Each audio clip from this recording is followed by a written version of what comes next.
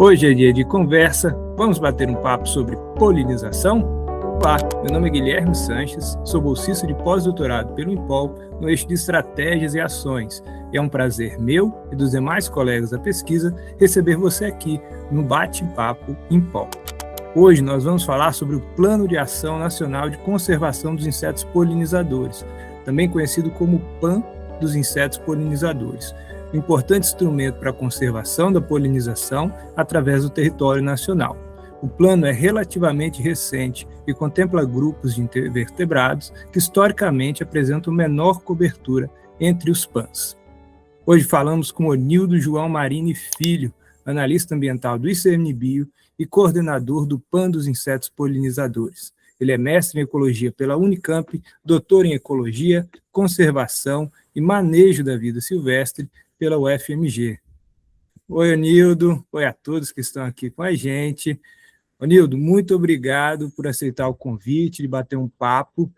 Parabéns antecipado já pela coordenação de um projeto que é tão abrangente e importante para a polinização. Nós estamos falando de um plano que apresenta uma extensão através de todos os biomas, né, e estados brasileiros, contemplando 56 espécies ameaçadas nacionalmente e 33 em nível estadual. Envolve cerca de 58 articuladores e 180 colaboradores. Eu sei também que esse plano começou a ser elaborado em 2020, durante a pandemia, né, Onildo? Então, foi uma situação atípica, né? Em 2019, nós iniciamos as discussões dentro do ICMBio para desenhar o que seria o PAN. E nós planejamos a primeira oficina de elaboração do PAN para ocorrer em março de 2020. E quando nós já estávamos lá com todas as passagens sendo emitidas, diárias, pessoas já convidadas e tal, recebemos, né, aquela notícia de que havia sido decretado a pandemia mundial, e por conta disso a gente teve que cancelar tudo, claro, mas a gente resolveu não parar, a gente resolveu dar continuidade à elaboração do PAN, tudo através de métodos online, né? E isso acabou gerando uma necessidade da gente adaptar o método de elaboração, construção dos PANs, né, que é um método do ICMBio, que já tem mais de 50 PANs elaborados, né, e a gente acabou fazendo essa adaptação para que tivesse um funcionamento através de oficinas, diversas oficinas, documentos virtuais para preenchimento offline, e reuniões paralelas com pequenos grupos também para ir elaborando cada um dos pontos do PAN. Eu imagino que lidar com tanta gente online de uma forma inesperada deve ter sido um grande desafio. A gente teve essa oportunidade, na verdade, de ampliar a quantidade de pessoas participando do PAN, né? Porque online não existe limite, né? Você pode convidar centenas de pessoas, e foi o que a gente acabou fazendo, né? Nós dividimos o PAN em 7 núcleos gestores, né, no Brasil inteiro, já que ele ocorre, né, um PAN nacional, e com isso a gente foi elaborando reuniões por núcleo gestor, e no final das contas nós tivemos mais de 400 pessoas participando em algum momento do PAN, né? Mas isso só foi possível por conta da gente ter feito oficinas separadas, né, com grupos interessados nas questões regionais que mais afetam os insetos polinizadores, a conservação dos insetos polinizadores naquelas regiões, né? Pode contar para a gente quem são essas pessoas, como é que se dá essa interação com os diversos atores que constituem o PAN? Temos, né, setor de pesquisa, agências governamentais dos 3 níveis de governo, temos ONGs, né, empresas, para tentar, dessa forma, né, com uma participação ampla da sociedade, né, ter um grupo que vai conseguir tratar dos diversos problemas, né, das diversas ameaças e ações, né, e levar a cabo as diversas ações que estão sendo propostas para a conservação dos insetos, né? E você também tem um grupo de assessoramento técnico, não é? Que também envolve uma série de outros setores, não é? Nós selecionamos um grupo de 18 pessoas inicialmente, que seriam essas pessoas que participariam do GAT, né? E posteriormente esse grupo foi um pouco reduzido, mas essas pessoas fazem parte do grupo de assessoramento técnico, que é o grupo que é mais próximo da gente, né? E o GAT ele é composto por pessoas que são representativas tanto das regiões, né, de atuação do PAN, dos núcleos gestores, os 7 núcleos gestores, quanto dos temas tratados pelo PAN, né? Então, ele tem que ser bastante abrangente, bastante representativo, né, de forma a tratar dessa diversidade de situações que a gente tem, por ser um PAN muito amplo e com diversas ameaças, diversos fatores, né, de pressão atuando de forma diferente em cada uma das regiões. Infelizmente, o que não falta para os polinizadores são ameaças, né? Nós temos uma série de ameaças que devem ser específicas de insetos polinizadores e outras ameaças que são abrangentes para vários grupos taxonômicos. Sim, os insetos, em geral, né, todos os insetos brasileiros, né, que estão na lista de espécies ameaçadas, eles têm como principal ameaça a perda e degradação dos hábitats, né? Essa é a maior ameaça para a biodiversidade brasileira, né? Então, a conversão de hábitats, né, novas fronteiras, desmatamento, perda de áreas nativas, né, é o principal fator. Esse fator ele tem diversas subfatores, assim, né, diversos eixos de desenvolvimento, né?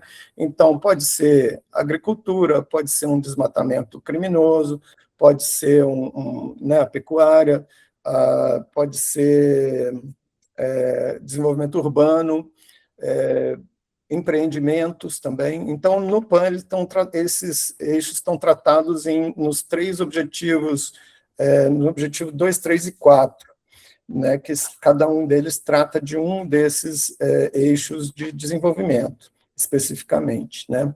Mas todos estão associados com a perda e fragmentação, né? Eles tratam da perda e fragmentação dos hábitats, né?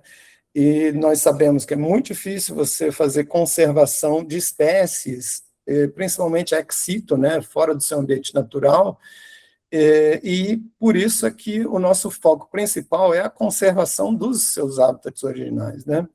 Então, esses 3 eixos, eles focam em como você deve promover conservação de ambientes, em quais áreas são mais importantes para esses, né, para aquela nossa lista de espécies do PAN, e também como fazer com que os ambientes remanescentes sejam acessíveis aos insetos polinizadores. Então, aí a gente está falando também de conectividade entre fragmentos, né?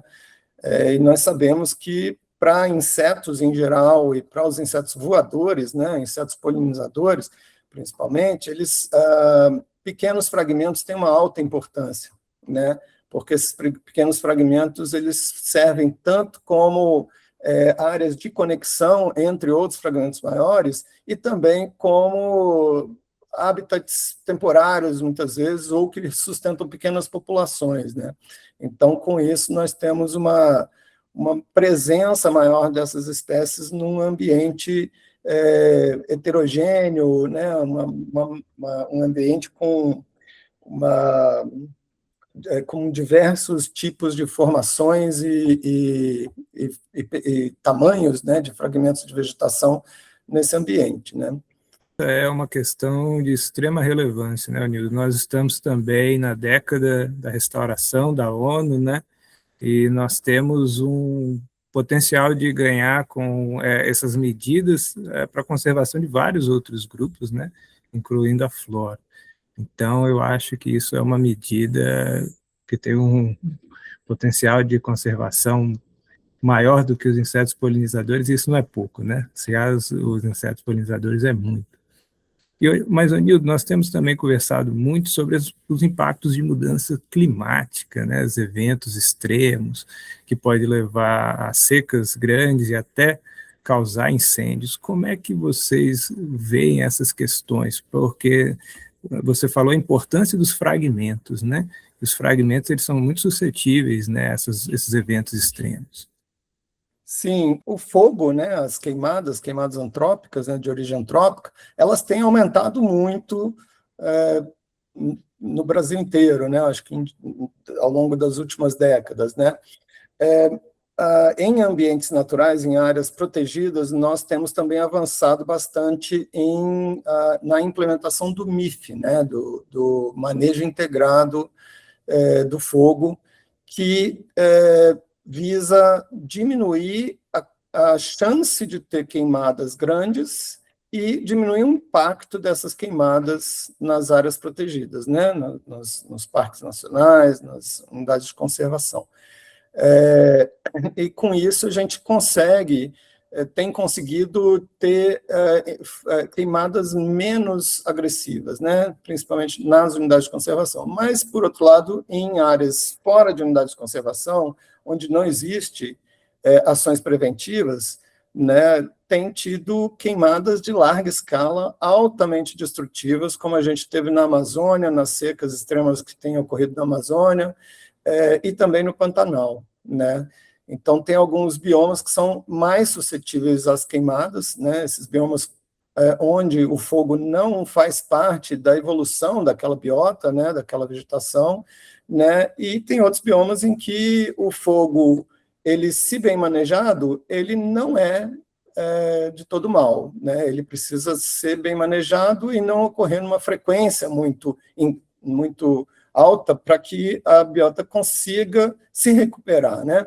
Não pode ser nem uma frequência alta e nem grandes extensões. Então, é com isso que a gente lida nas unidades de conservação do ICMBio, tentando diminuir o impacto do fogo nessas áreas, né? Fora das áreas protegidas, é muito mais complicado. Depende de colaboração da população, depende de um entendimento da necessidade de ter mais cuidado no manejo do fogo nas áreas, principalmente nas áreas de fazenda e no entorno de áreas nativas, né? Para que esse fogo não se alastre e não fuja de controle, né? Isso a gente está falando também de ações de pessoas que têm um entendimento, né, que podem colaborar com a conservação, né? Não estamos falando de criminosos, de pessoas que fazem isso de propósito, que também a gente sabe que não só existem, como foram responsáveis por uma boa parte dessas queimadas da Amazônia e do Pantanal, alguns anos atrás. Realmente, a interação com a sociedade, os produtores rurais, é essencial para a gente ter efetividade nessas ações de conservação, né, Nildo? E nós temos uma série de outras ameaças, né? Desde a extração e comércio irregular de colônias para as abelhas sem ferrão, também temos questões das espécies exóticas, dos patógenos, né? E como que todas essas ameaças elas são levadas em conta para a criação dos mapas das áreas estratégicas, que é um produto bem interessante do PAN, né, que mostra no mapa as áreas de ação? Durante a elaboração, né, nós elaboramos também uma matriz com todas as 14 ameaças que foram elencadas inicialmente, né, e fizemos uma priorização da importância dessas ameaças nos 7 núcleos gestores, né, e com isso nós conseguimos determinar melhor o que é mais importante para cada uma das regiões, né? Então, assim, tem regiões onde fogo é mais importante, tem regiões onde perda de hábitat é mais importante, ou mudanças climáticas, né? E a gente lida com isso na implementação das ações dos 8 objetivos específicos do PAN, né? Isso de forma a aumentar a nossa possibilidade de impacto, né, de gerar ações que possam melhorar o quadro de conservação das espécies mais efetivamente. Dentro dessas áreas, nós temos, então, áreas para restauração, nós temos áreas também de pesquisa, não é? Isso está relacionado à falta de dados? Como é que é essa área estratégica específica para pesquisa? Elas estão associadas a áreas de potencial ocorrência das espécies ameaçadas em que nós não temos muita pesquisa. Ou então, nós temos registros antigos, né, de ocorrência das espécies que a gente trabalha no PAN, né, em que a gente não tem registros recentes, né, então nós não sabemos sequer se aquela área é importante ou não para a conservação, não sabemos qual é o estado dela exatamente, e se a espécie está lá ou não. Né? E, assim, em muitos casos, né, falando de espécies ameaçadas, está falando muitas vezes de espécies raras, muitas vezes de espécies muito mal conhecidas, né, onde você precisa de estudos de taxonomia, estudos de inventários, estudos ecológicos. Para muitas espécies não sabemos, por exemplo, para algumas borboletas nós não sabemos sequer qual é o ciclo de vida dela, qual é a planta que ela come. Informações básicas de história natural às vezes não existem, né? Para algumas espécies a gente não tem sequer isso, né? Então, estudos básicos com essas espécies e nessas áreas, né, de potencial ocorrência e de ocorrência pretérita são extremamente importantes para que a gente, com melhores dados, a gente desenhe melhores ações de conservação. Não, com certeza. E vocês também têm guias de restauração no site do PAN. Eles estão voltados para essas áreas estratégicas? Os guias de restauração, nós elaboramos um que é para aumentar a chance, né, de você ter polinizadores, né, de você melhorar aquela restauração para que você tenha mais polinizadores nas áreas restauradas do Cerrado. Nós fizemos um desse para o Cerrado, né? Temos também um calendário de floração das espécies, que é para você colocar espécies que mantenham polinizadores ao longo do ano inteiro. E isso tem várias ações que permitem com que abelhas, borboletas e outros insetos permaneçam na área, né? Sejam atraídos e mantidos nessa área, né? Isso aí está dentro do escopo da refaunação, né? Que é um termo que vem sendo usado bastante recentemente, né? Que né, é uma evolução do pensamento da restauração, né? Que você restaura a vegetação, mas não necessariamente restaura o ecossistema, né, a biota completa. Então, a refaunação é um outro aspecto dessa restauração que tende a buscar a presença maior dos outros organismos, né, aí da fauna, no caso. Né?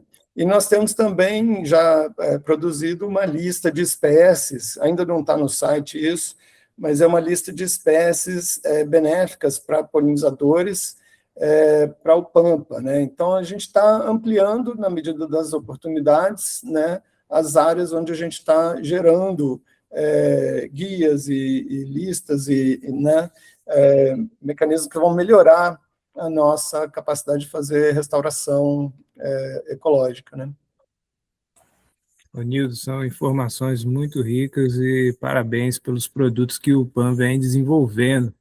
E nós vamos para o nosso giro de perguntas. Eles têm umas perguntas para você. Acompanhando esse papo, nós temos mais bolsistas do INPOL que atuam diretamente com pesquisas sobre polinização.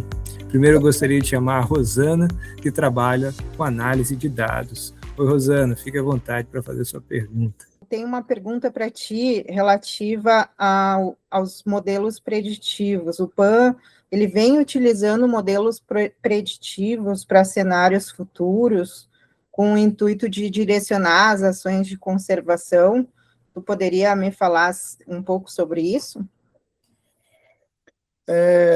Modelos preditivos, né, considerando mudanças climáticas futuras, né, o impacto dessas mudanças climáticas e ambientais futuras, né, diferenças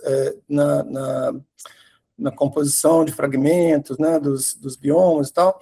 Isso a gente ainda não fez para toda a área de abrangência do PAN, mas nós usamos alguns estudos já elaborados de colaboradores do PAN para desenhar ações, né, como, por exemplo, a tendência de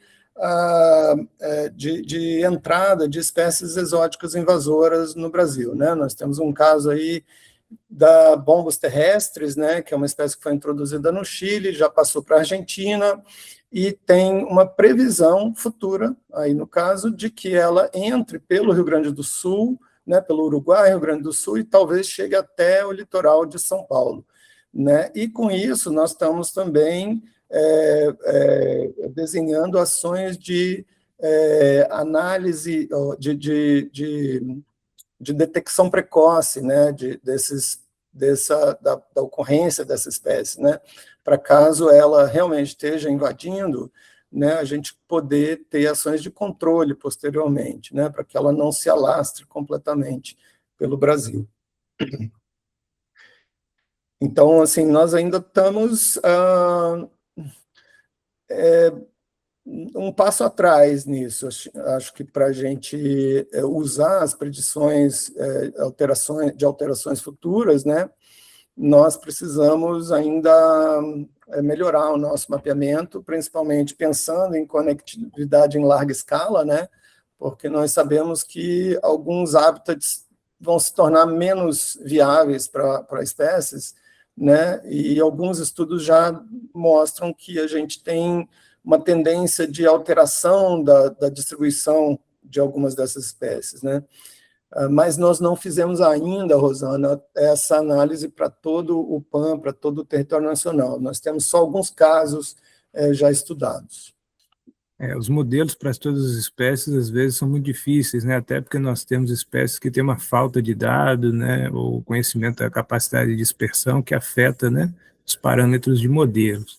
Mas realmente tem uma importância muito grande, né? A gente pensar já nas ações do presente para o futuro.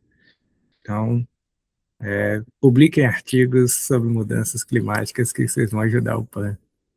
Então, agora a gente vai passar para o Vitor Duarte, que vai falar sobre os ecossistemas. Vitor. Ronildo, muito obrigado pelas suas palavras. Muito legal saber mais sobre essa iniciativa.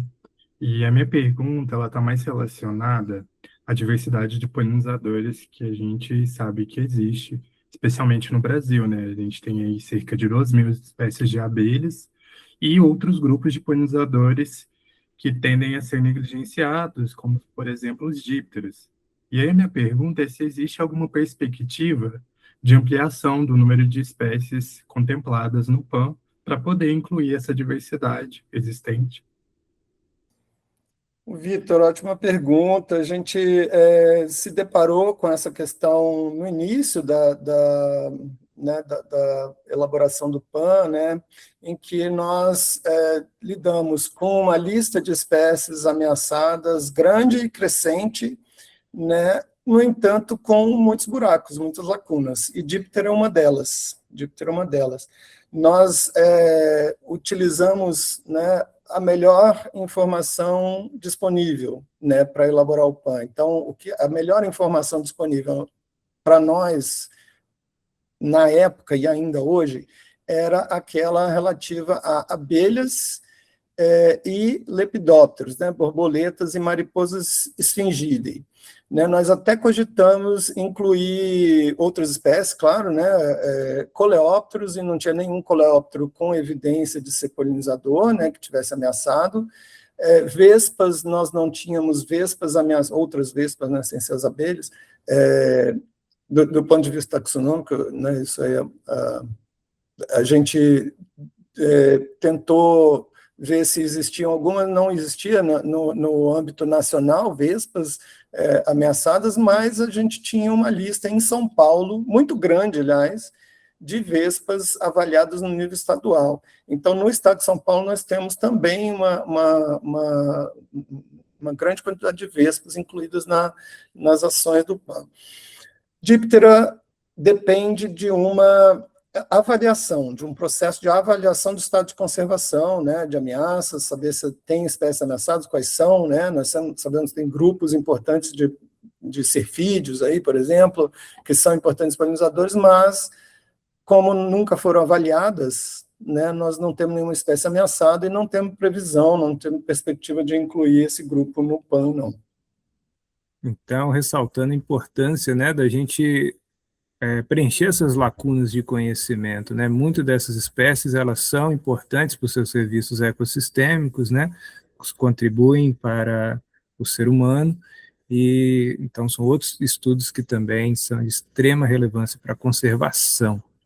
Então, agora nós vamos passar para a Jennifer, que vai fazer uma pergunta relacionada a políticas públicas. Olá, Onildo, tudo bom? Olá, pessoal.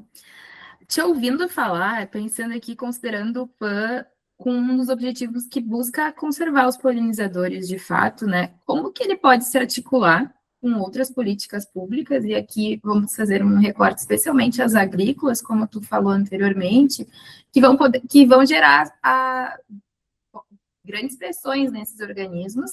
E daí, como eu vou fazer já duas perguntas em uma, professora Nilda. Dentro desse contexto, como que o plano ele vai equilibrar a valorização dos polinizadores, né, como provedores do serviço ecossistêmico, com a necessidade de uma abordagem menos utilitarista da conservação? Ai, que pergunta difícil, Jennifer. Não, muito bom, muito boa pergunta. Nós sim estamos com essa questão desde o início do PAN, né, desde a concepção do PAN. Esse PAN ele é diferente dos outros do ICMBio em vários aspectos, e um deles é porque ele é o primeiro PAN que lida com um serviço ecossistêmico, né? Nós estamos trabalhando com um serviço ecossistêmico de polinização, né, dentro do PAN. Então, ele extrapola a questão da conservação das espécies, né, que é o motivo original, principal, né, de todos os PANs e também da instituição que eu trabalho, do ICMBio, né, ele é fundamental dentro da instituição, a conservação da biodiversidade. Então, assim, as duas questões estão totalmente relacionadas, né, e, inclusive, quando você tenta valorar o impacto do PAN para né, para produção agrícola, por exemplo, ou para qualquer outro, né, benefício social, benefício que você tenha direto, né, dessa conservação das espécies na sociedade, isso é muito difícil, porque a nossa atuação ela é fundamentalmente uma atuação de conservação, né? Então, nós queremos evitar a perda de biodiversidade, a primeira coisa, né? Então, muitas vezes, nós vamos estar discutindo ações que não são diretamente associadas a aumento de riqueza, aumento de produção, e às vezes vai ser até conflitante em alguns locais, em algumas situações, né? Mas, por outro lado, a gente consegue também dialogar com diversas políticas públicas agrícolas. Nós temos uma parceria com o MAPA, né, o Ministério da Agricultura, Produção Agrária, através da Polilac, que é uma outra iniciativa que talvez esteja no radar de vocês para conversar a respeito, né? E em que a gente vem o tempo todo dialogando e conceitos nossos desenvolvidos por nós no PAN estão sendo adaptados para o contexto da Polilac, que é mais voltado para a agricultura em si. Então, eles têm, né, a Polilac tem uma atuação direta associada à produção agrícola, né? Tanto que a Polilac está no MAPA, né? Tem a coordenação no Ministério da Agricultura. Então, assim, nós temos as duas coisas, Jennifer. Temos, fundamentalmente, né, a questão da conservação das espécies pelo direito de existência delas, e temos também um impacto direto ou indireto, às vezes, né, de manutenção de uma biodiversidade mais rica e de uma fauna de polinizadores que vai estar melhorando a polinização de certas áreas ou gerando populações que vão estar, né, sendo atraídas para ambientes de produção, onde a polinização vai ser importante para a produção agrária.